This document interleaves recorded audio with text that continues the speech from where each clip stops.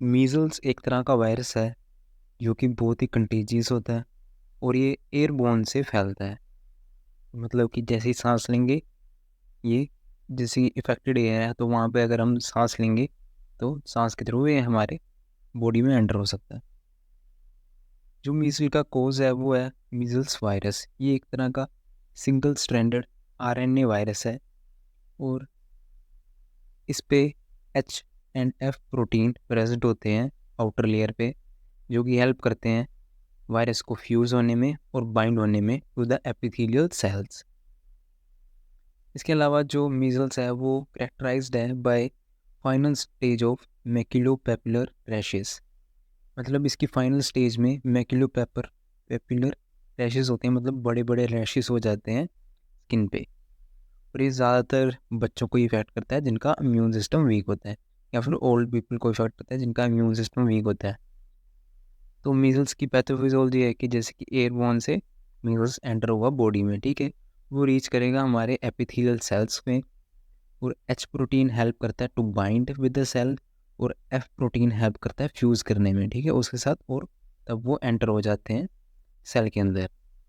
और वहाँ से रिवर्स ट्रांसक्रिप्टेज होती है, जैसे कि SSRNA कन्वर्ट हो जाता है mRNA में, ठीक है। और बाद में जब वो कन्वर्ट हो जाएगा और वो लीव कर देगा सेल को, वहाँ से डेंड्रिक सेल्स और माइक्रोफेजेस जो उसे पिक कर लेंगे और छोड़ देंगे लिम्फेटिक सिस्टम में, और वहाँ से धीरे धीरे ये वायरस स्प्रेड हो जाता है। लेकिन अगर एक बार किसी को भी ये वायरस हो गया तो उसके बाद ये इम्यून हो जाता है पर्सन को, ठीक है। अगर एक बार हो गया मतलब किसी को, तो दोबारा कभी नहीं होएगा। इसके अलावा आप बताएं क्लिनिकल फीचर्स में हाई फीवर देखने को मिलेगा, टायर्डनेस देखने को मिलेगी पेशेंट में, बर्क की कफ होएगी,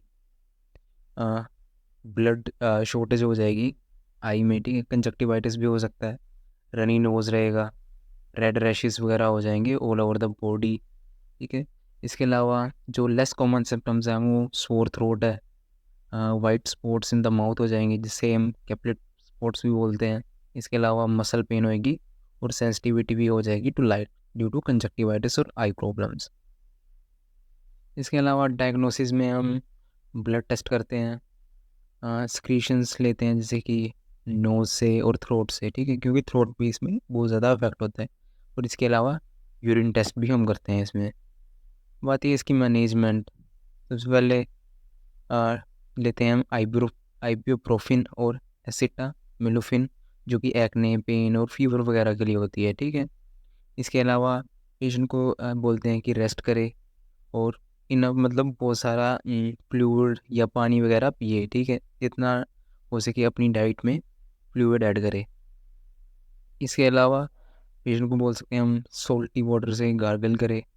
इसके अलावा हार्श लाइट से हम पेशेंट को बचाते हैं ताकि आइज़ पे इफेक्ट ना आए, ठीक है। इसके अलावा मीज़ल्स की वैक्सीन्स भी आती हैं, वो भी पेशेंट को दे सकते हैं।